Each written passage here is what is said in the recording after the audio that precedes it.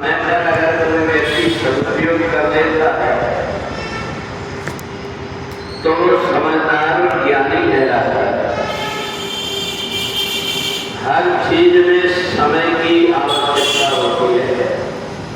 जो व्यक्ति समय का ध्यान नहीं रखता तो कितने भी प्रकार के परिश्रम करे परंतु उसको सफलता नहीं मिल पाता।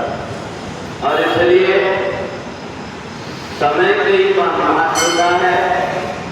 समय जान गुरु आय पाई लेन प्रसून चले कोई पाए। किस समय पर कौन सा काम होना चाहिए उस बात को अगर व्यक्ति ध्यान में रख करके कर्म करता है तो उसका जीवन सार्थक हो जाता है।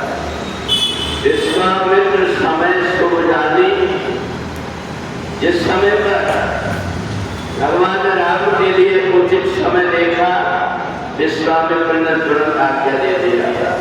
ऐसा ही हमारा शरीर, हम भले ऋषियों में रहे हो कहीं भी रहे हो परंतु उस समय पर ऐसा हमको अवसर नहीं मिला कि हम अपना आत्मोद्धार कर लें।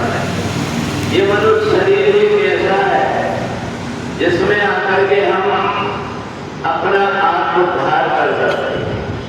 आपने किसान को देखा होगा, वो अनुमान लगा लेता है कि अब बरसात होने वाली है और खेत में अनाज बोने की तैयारी कर देता है। समय समय पर यह भी देखते रहता है कि मेरी फसल के आसपास कचरा कितना है। अगर ये कचरा रहा तो फसल ठीक से नहीं हो पाएगी और समझदारी से उस कचरे को अलग करके जाता है और थोड़ी देर में फसल लहराने लगती है। इसी प्रकार से मनुष्य शरीर में अध्यात्म ज्ञान नित्यत्वम, हम ऐसे व्यक्ति की निकट पहुंच गए जो हमें अध्यात्म का ज्ञान देता है, जो दूसरों की चित्त निंदा चुगली को छोड़ करके सत्मार्ग में चलाने की बात करता है। उस व्यक्ति के निकट अगर हम पहुंच गए तो समझ लेना चाहिए कि हमारा कोई ना कोई जन्म का पुण्य है और उस पुण्य के कारण हमारे आत्मोद्धार में अब कोई प्रकार की बाधा नहीं आ सकती।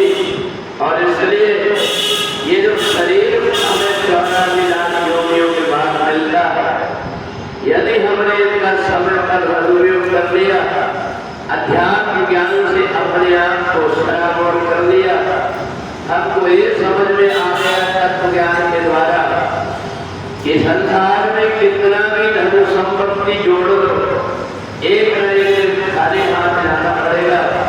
और इसलिए हम अधर्म करके पाप करके यदि हम जोड़ करके भी रख लेते हैं तो हमें इसका और उल्टा दुष्परिणाम भोगने को मिलेगा।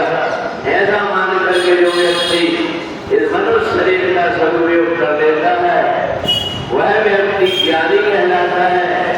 अन्यथा खाने पीने सोने में ही, धन कमाने में ही जो व्यक्ति अपने आप को लगा करके रखता है, ऐसे अज्ञानी व्यक्ति के हाथ में कुछ भी नहीं आता।